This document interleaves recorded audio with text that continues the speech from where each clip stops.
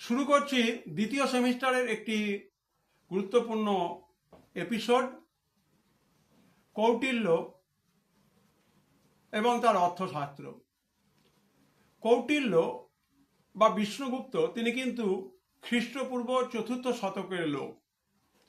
তিনি তক্ষশিলা মহাবিহার বা তক্ষশিলা বিশ্ববিদ্যালয়ে অধ্যাপনা কাজে নিযুক্ত ছিলেন এবং অর্থশাস্ত্রের উপরে যিনি প্রামাণ্য ব্যক্তি আর.পি. কাঙ্গেল বা আর.পি. কাংলে, তার লেখা বিবরণ থেকে আমরা দেখতে পাচ্ছি যে কৌটিল্য এটি হচ্ছে গোত্র,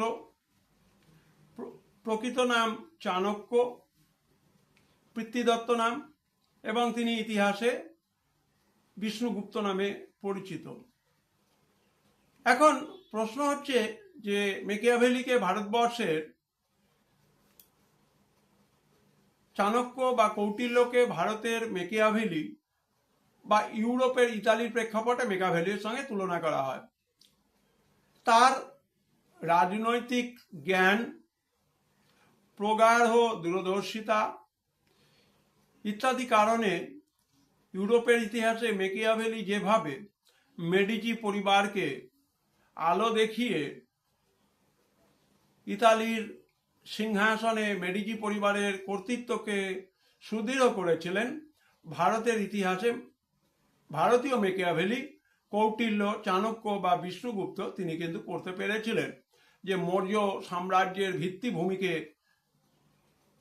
সুদৃঢ় করা, মৌর্য সাম্রাজ্যকে প্রথম ঐতিহাসিক সাম্রাজ্যে পরিণত করা।